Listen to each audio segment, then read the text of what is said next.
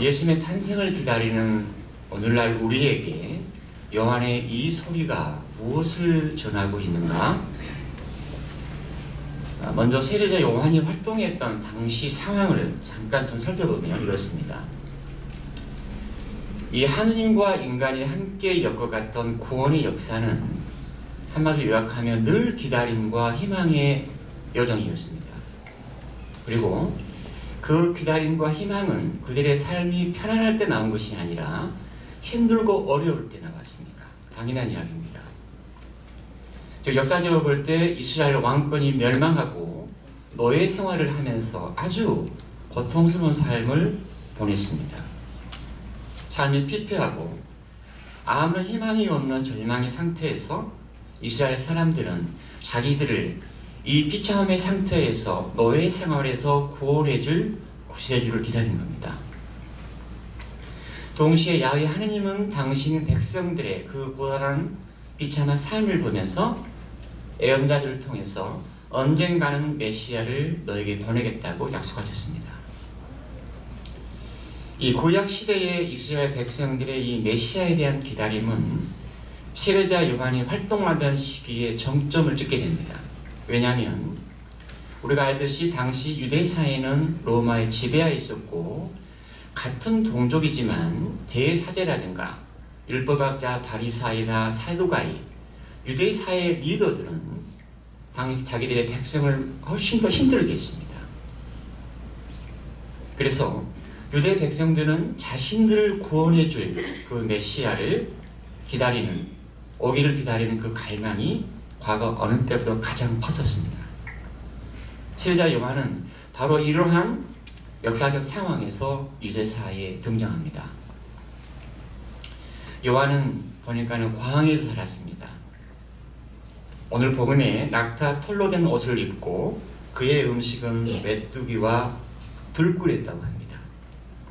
좀 유별난 것 같지만 제가 보기에는 이는 광야 생활을 하는데 최적화된 그런 생활 양식인 것 같고 이것은 저에게 어떤 자연, 어떤 야생의 이미지로 다가옵니다.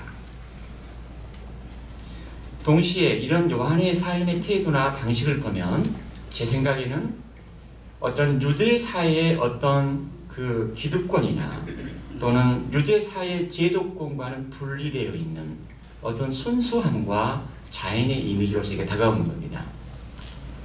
무엇보다도 세례자 요한은 자신의 신원의식과 자신의 소명을 분명히 아는 사람입니다. 어느 누구보다도. 그리고 자신에게 주어진 소명을 온전하게 산 사람입니다.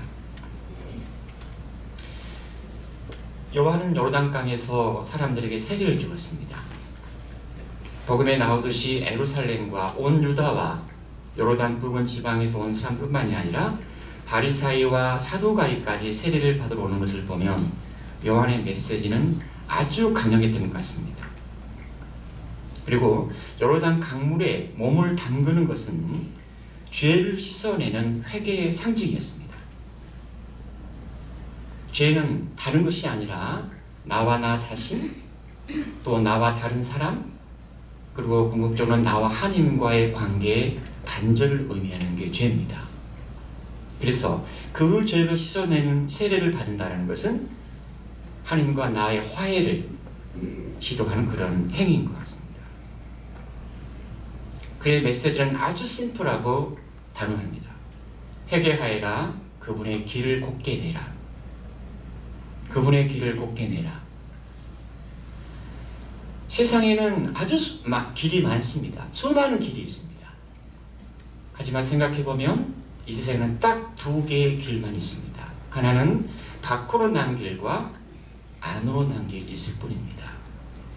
밖으로 난 길이라는 것은 나의 어떤 외적으로 드러나는 이런저런 삶의 양태나 모습을 말한다 하면 안으로 난 길은 바로 회심의 길이고 회개의 길입니다. 내 내면의 길. 우리가 알듯이 회개나 회심은 어떤 도덕적인 윤리적인 차원에서의 어떤 죄를 뉘우치는 차원을 훨씬 넘어섭니다. 보통 우리는 회개 회심하면 어떤 나의 구체적인 잘못이나 행위 여기에만 포커스를 두는 경향이 있습니다. 하지만 회개를 의미하는 이 메타노리아는 원래 뜻은 우리의 사고방식이나 우리의 관점이나 우리의 생각, 우리의 마음, 우리의 정신의 변화를 뜻한다고 합니다. 그리고 회개한다는 것과 내 내면의 길을 내라는 뜻은 이 말은 서로 아무런 상관이 없는 말이 아니라 하나입니다. 회심하는 것이 그분의 길을 내는 것과 똑같습니다. 그렇다면 우리는 뭘 회심해야 하나? 이걸 보기 전에 먼저 우리가 회심으로 나아갔을 때 내 안에서 어떤 일이 일어나는가를 좀 보겠습니다. 이것은 우리 미국 예수의 제랄드 휴즈 신부님이 하신 이야기인데, 그 신부님은 참된 회개와 거짓된 회개를 구별합니다. 거짓된 회개는 그냥 문자적으로 보면은 진정한 회개가 아닌 것을 뜻하겠지만 회개하지 않는 상태라고 봐도 좋을 것 같습니다. 신부님이 이렇게 말합니다. 참된 회개는 자기 편견에서 벗어나게 한다. 반면에 거짓된 회개는 자기 편견에 사로잡히고 자신의 내면에 있는 죄스러운 경향을 인정하려 하지 않거나 이를 다른 사람에게 전가시킨다, 투사한다. 상황을 좀 고려해야 되겠지만 너 때문에 이래, 너 때문에 우리 가족이 이래, 너만 고치면 돼. 두 번째로, 참된 회개는 타인들의 비판에 대해 너그럽지만 거짓된 회개는 이에 대해서 아주 과민한 반응을 보인다. 타인으로부터 다른 사람에게서 비판을 받는 것은 즐거운 일은 아니지만 내가 보지 못하는 모습을 보게 할 수 있습니다. 참된 회개는 기쁨과 내적인 자유를 주지만 거짓된 회개는 우리를 더욱 방어적으로 만든다. 더욱더 방어적으로 만든다. 나의 그 작은 자존심을 지켜내느라 끊임없이 나를 디펜스하는 거 생각하면 아주 피곤하고 고단한 일입니다. 네 번째로, 참된 회개는 이해와 희망을 낳지만 거짓된 회개는 편협한 시각과 타인들을 비난하는 일에 전념한다. 다섯 번째로, 참된 회개는 자신이 하나님께 이렇게 이끌려 간다는, 하나님부터 가까이 간다는 그런 느낌을 받지만 거짓된 회개는 하나님부터 점점 더 멀어지고 내몰리는 느낌을 받는다. 이렇게 보면 참된 회개라는 것은 단지 어떤 신앙생활이나 종교적인 어떤 영역에만 일어나는 것은 아닌 것 같습니다. 참된 회개는 우리의 마음과 정신을 더 복음적으로 내면화하고 더 성숙한 인간으로 변하게 하고 더 자유롭고 더 풍요로운 그런 영혼으로 살아가게 한다는 것을 신부님은 얘기한 것 같습니다. 어쩌면 이것이 오늘 복음에 나오는 회개에 합당한 열매가 아닌가 생각되는 겁니다.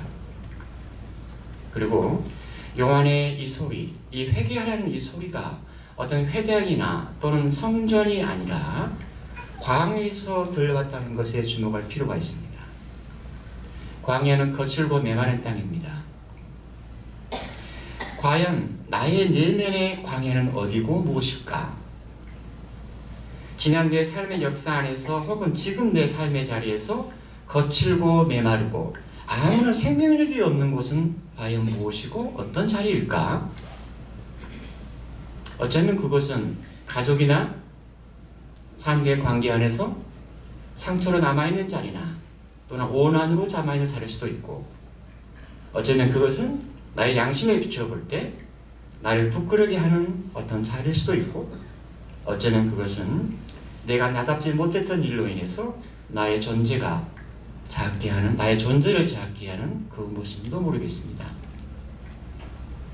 회심은 우리가 엄청난 무슨 죄를 짓고 그걸 극적으로 뉘우치고 개과천선하는 것이라기보다도 나와 나 자신, 또 관계 안에서 나와 타인, 나와 하나님과의 관계에서 그렇게 틀어지고 메마르고 거칠고 메말라 있는 그 땅에 거르게 하고 촉촉한 땅으로 좀 바꿔서 좀 더 자유롭고 새로운 생명력이 들어오게 하는 것이 회심입니다.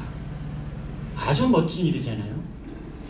그런데 문제는 사람은 변화되기 어렵다는 겁니다.